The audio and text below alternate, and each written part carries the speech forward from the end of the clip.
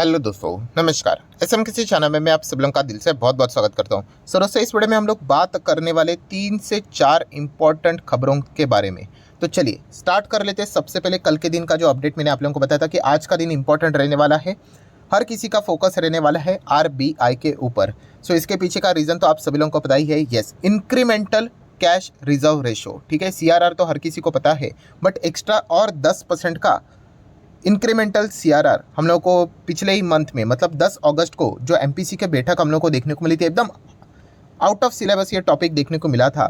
And इस जैसी ये खबर यहाँ पे सामने आई थी, कोई भी आउट ऑफ सिलेबस खबर अगर रहती है, ठीक है, तो अगर वो पॉजिटिव होती है नेगेटिव होती है, पहले बाजार वो देखता है। एंड अगर वो पॉजिटिव होगी तो एकदम सडनली तेज़ी बन जाती है, एंड अगर नेगेटिव होगी तो सडनली एकदम शॉर्टर पीरियड ऑफ स्पैम में हम लोग को गिरावट भी देखने को मिल जाती है। सो 10 अगस्त की अगर हम लोग बात करें तो कुछ ऐसा ही नज़ारा हम लोग को देखने को मिला था। एकदम शॉर्ट टर्म टाइम में ज़बरदस्त गिरावट हम लोग को बाजार में देखने को मिली थी, क्योंकि एकदम हम कह सकते हैं कि out of syllabus topic MPC की बैठक में हम लोग को सामने आते हुए देखने को मिला था कि 10% का इंक्रीमेंटल सीआरआर वो यहाँ पे लगाने वाले हैं। तो इसके चलते आपको पता ही है कि लिक्विडिटी यहाँ पे हम लोग को बाजार में कम होते हुए देखने को मिलेगी। बट जैसे ये गिरावट हुई उसके बाद वापस रिकवरी हुई थी। ऐसा क्यों? क्योंकि आरबीआई ने ये भी कहा कि भाई ये टेम्पररी है। टेम्पररी मतलब उन्होंने ये भी कहा कि हम लोग यहाँ पे ज़्यादा से ज़्यादा 1 महीने के लिए ये चीज़ करने वाले हैं। उसके बाद हम लोग इसकी क्या करेंगे, समीक्षा करेंगे, मतलब क्या आगे और बढ़ाना चाहिए कि नहीं बढ़ाना चाहिए। तो इसी से रिलेटेड फैसला आज ही के दिन यहाँ पे होने वाला था। सो चलिए, फैसला यहाँ पे हो चुका है, चीज़ें सामने आ चुके हैं। एंड वैसे आपको भी पता होगा, ड्यूरिंग द मार्केट खबर आ चुकी है कि आरबीआई ने यहाँ पे फैसला ले लिया है कि इंक्रीमेंटल सीआरआर को वो डिसकंटिन्यू यहाँ पे करने वाले हैं। बट कैसे करेंगे? एक झटके में तो नहीं। उन्होंने कहा कि हम लोग फेज मैनर में इसको डिसकंटिन्यू करेंगे। मतलब जब लास्ट टाइम उन्होंने फैसला लिया कि इंक्रीमेंटल सीआरआर के चलते, आपको पता है आरबीआई के पास एस्टिमेटेड अमाउंट था ऑब्वियसली कि कितना पैसा आया, लगभग 1 लाख करोड़ रुपया। इतना बैंक के पास जो पैसा था, सभी बैंक्स ने जितना भी पैसा बन रहा था वो आरबीआई के पास चला गया। इसके ऊपर बैंक को कोई भी एक पैसे का भी यहाँ पे कोई ब्याज मिलेगा नहीं, कुछ भी रिटर्न नहीं मिलेगा। सो ऐसे ही पड़े पड़े रहेगा। सो इसके पीछे का रीज़न भी आरबीआई ने बताया था कि 2000 रुपये के नोट वापस आए थे, बहुत कुछ पैसा आप लोगों के पास आया है।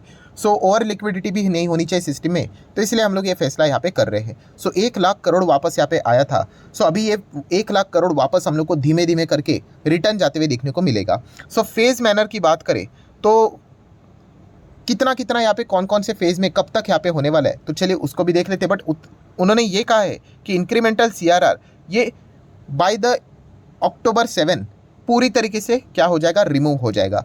तो ठीक है, तो सबसे पहले अगर देखा गया दोस्तों तो 25% यहाँ पे क्या होने वाला है, रिलीज करने वाला है आरबीआई। कब करने वाला है? 9 सितंबर। अरे मतलब कल के ही दिन की यहाँ पे बात हो रही है। सो अगर हम लोग 1 लाख करोड़ की बात करें तो 25,000 करोड़ वापस बैंक को क्या मिलेगा, उनका पैसा वापस दिया जाएगा। तो चलिए ठीक है, आप बिजनेस कर लो, वापस इसको लोन दे दो, ये कर दो वो कर दो, बट 25,000 करोड़ यहाँ पे कल के दिन क्या हम कहेंगे इनको वापस मिलेगा। देन अनदर 25% कब रिलीज होने वाला है? 23 सितंबर को। चलो मतलब 25,000 करोड़ नेक्स्ट 23 सितंबर का ये सेकेंड इंस्टॉलमेंट इनको वापस मिलेगा। एंड देन डायरेक्टली बचा हुआ 50% जो रहने वाला है, जो कि 50,000 करोड़ ही बन जाता है, वो अक्टूबर 7 तक इनको यहाँ पे मिल जाएगा। मतलब 25 25 50 इस हिसाब से वो क्या कर देंगे, 1 लाख करोड़ जो लिया था वो वापस यहाँ पे बैंकों को लौटा देंगे।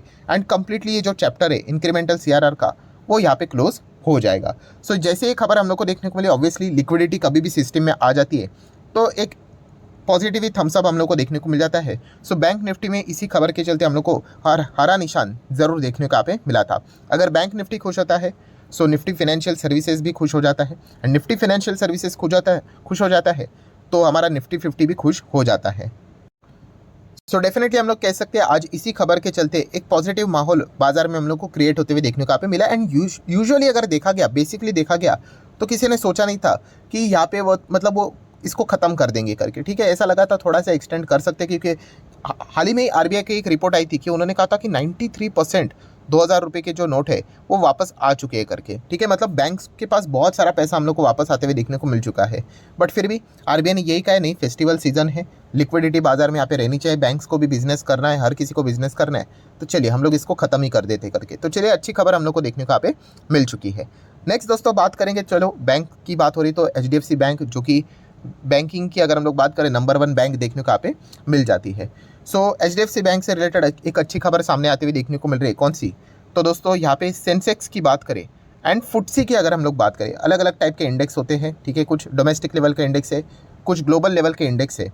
सो रीबैलेंसिंग होती रहती है। रीबैलेंसिंग मतलब ऐसा नहीं कि कोई शेयर आ रहा है जा रहा है, प्लस उसी के साथ साथ वेटेज का भी रीबैलेंसिंग होता है कि कुछ कंपनीज का वेटेज है 10%, उसको घटाकर कर देंगे 9% या फिर बढ़ाकर कर देंगे 11%।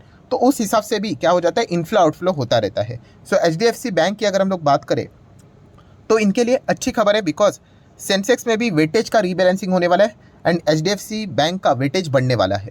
फुटसी की भी अगर हम लोग बात करें, उन्होंने भी यही कहा है कि हमारा जो वेटेज है HDFC बैंक के प्रति, वो भी हम लोग यहाँ पे 3 फेज में यहाँ पे बढ़ाने वाले हैं। मतलब बढ़ेगा मतलब क्या हो जाएगा, इन शॉर्ट इनफ्लो आएगा। मतलब HDFC बैंक, जो भी लोग इस इंडेक्स को ब्लाइंडली फॉलो यहाँ पे करते हैं, या फिर जिनका सिर्फ देखा गया तो जो फंड ही रहता है वो इंडेक्स को ही फॉलो करता है, तो उनको इंडेक्स में जो भी प्लस माइनस होते हैं उस हिसाब से उनको पैसा निकालना पड़ता है या फिर लगाना पड़ता है। तो अभी यहाँ पे बताया जा रहा है कि वेटेज बढ़ेगा तो उनको पैसा लगाना पड़ेगा। तो कितना इन्फ्लो आएगा, तो $600 मिलियन के आसपास इन्फ्लो आएगा, ये एस्टिमेट यहाँ पे नुआमा ने यहाँ पे लगाया है। सो डेफिनेटली हम लोग यहाँ पे कह सकते हैं एक पॉजिटिव खबर HDFC बैंक से रिलेटेड देखने को मिल रही है। हाँ, ये बताया जा रहा है कि सेंसेक्स के रीबैलेंसिंग के चलते लगभग 830 करोड़ का इन्फ्लो आएगा HDFC बैंक में।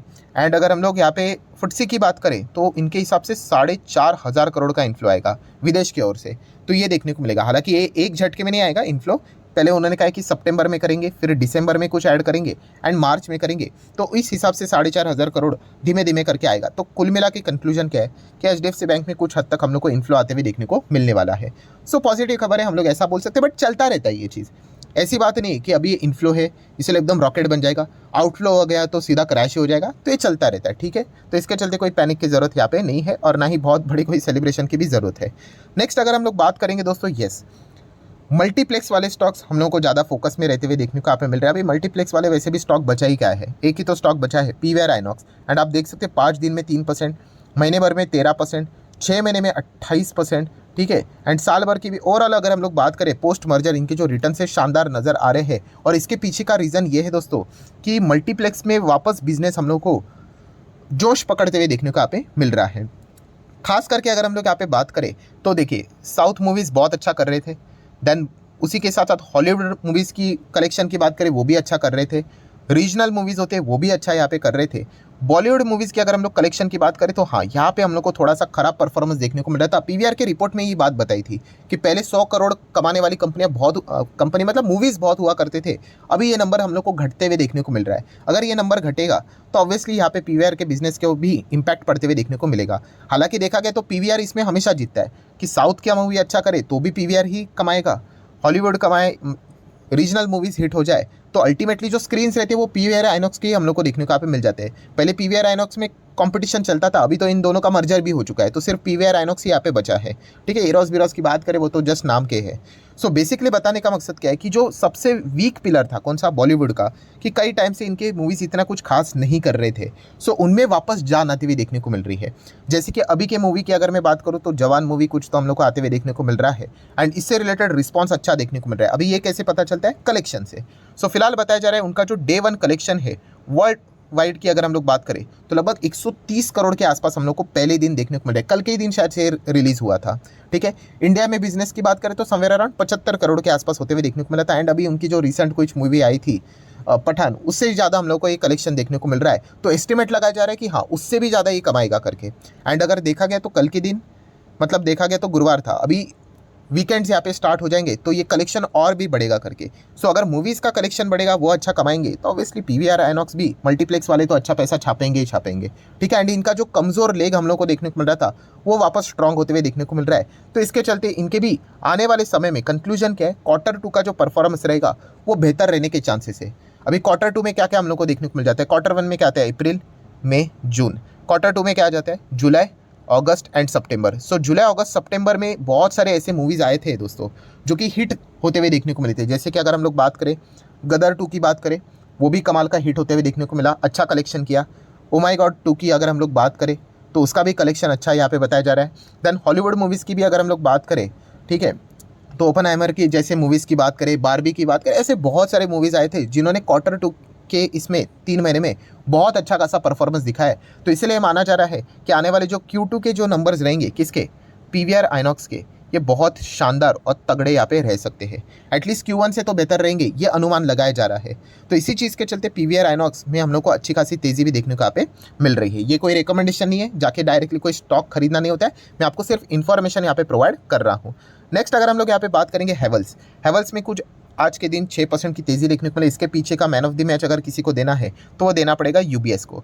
तो यूबीएस ने रिकमेंड किया है कि इसको बाय करके चलो, ये मैं नहीं कह रहा हूँ, यूबीएस कह रहा है। एंड इन्होंने इसका टारगेट दिया है लगभग 1900 के आसपास, means potential 25 to 30% upside from this level अभी भी ये एक्सपेक्ट यहाँ पे कर रहे हैं। इनका बिजनेस अच्छा चलेगा, डिमांड बढ़ेगा, इसी चीज़ के चलते यूबीएस ने ये बोला है। सो हैवेल्स इंडिया कंपनी है कैसी, अच्छी कंपनी है। अगर आपको 5 साल में डबल चाहिए, ठीक है, 5 साल की बात हो रही है दोस्तों, 5 महीने की नहीं, ठीक है, तो उस हिसाब से आप इसको कंसिडर कर सकते हो। बड़ी कंपनी आप देख लेना 5 साल में है कि नहीं डबल, 120% के रिटर्न्स।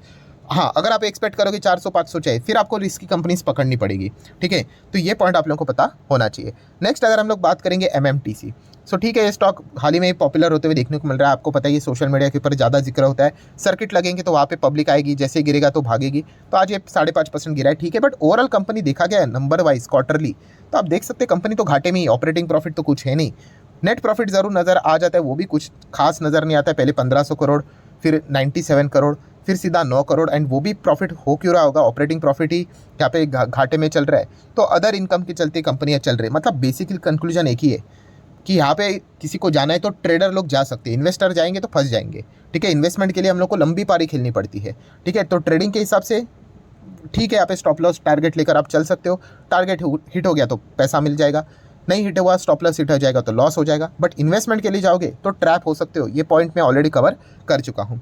देन बात करेंगे ट्राइडेंट से रिलेटेड, तो 40 का लेवल अभी भी मेंटेन किया। आज के दिन 1.25% की गिरावट देखने को यहाँ पे मिली है। ट्राइडेंट की अगर अच्छी बात अगर एक कहे तो इस प्रमोटर की होल्डिंग हम लोग को यहाँ पे अच्छी खासी स्ट्रॉन्ग नज़र यहाँ पे आती है। ये एक पॉइंट हम लोग को जरूर अच्छा खासा देखने को मिल जाता है। बीच में उन्होंने थोड़ी सी हिस्सेदारी बढ़ाई हुई थी। नेक्स्ट आखिरी स्टॉक की अगर हम लोग बात करेंगे, स्टॉक या फिर ग्रुप की बात करेंगे तो Adani group. Yes, Adani group के ऊपर अभी जैसे जैसे 15 सितंबर क्लोज आएगा तो उसके ऊपर फोकस रहेगा। आज के दिन की भी अगर हम लोग बात करें, ओके परफॉर्मेंस यहाँ पे फिलहाल तो चलते हुए देखने को यहाँ पे मिल रहा है। हाँ, एक इंपॉर्टेंट खबर दोस्तों, कल के दिन ये अपडेट मैंने भी कवर किया था। कौन सा, कि G20 की बैठक यहाँ पे रहने वाली, जिसमें मुकेश अंबानी, अदानी, उन्हीं के साथ साथ 500 और बिजनेसमैन यहाँ पे डिनर के लिए इन्वाइट किए जा चुके हैं। तो फिलहाल यहाँ पे सरकार के ओर से ही PIB की अगर हम लोग बात करें, ठीक है, तो उन्होंने यहाँ पे ऑफिशियली ये खबर यहाँ पे बोल दी है कि भाई ये खबर जो राउटर्स ने छापी थी तो भाई ये मिसलीडिंग है, ऐसी कोई ये खबर यहाँ पे है नहीं करके किसी को भी यहाँ पे किसी भी बिजनेसमैन को यहाँ पे कोई डिनर का इन्विटेशन नहीं है। तो ये सिर्फ एक अपडेट वाला पॉइंट था जो कि आप लोगों को पता होना चाहिए। सो आशा करता हूं दोस्तों जितने भी इंपॉर्टेंट पॉइंट्स थे सारे यहाँ पे मैंने कवर कर लिए। वीडियो अच्छा लगे तो चाहो तो लाइक एंड शेयर कर सकते हो। डीमैट अकाउंट अगर आपने अभी तक ओपन नहीं किया तो लिंक नीचे डिस्क्रिप्शन में 25 वीडियो की लिस्ट आपको बिल्कुल फ्री ऑफ कॉस्ट मिल जाएगी। आपका नाम, कौन सा अकाउंट आपने लिंक के थ्रू ओपन किया है, प्रॉपर्ली कमेंट में मेंशन कर देना। तो हफ्ते भर के अंदर अंदर सारे लेक्चर्स मेरे साइड से फ्री ऑफ कॉस्ट प्रोवाइड कर दीजिएंगे ताकि आप शेयर बाजार के बेसिक्स को आसान भाषा से सीख सको। So that's it, thank you very much दोस्तों, we will be meeting our next video. तब तक के लिए बाय बाय।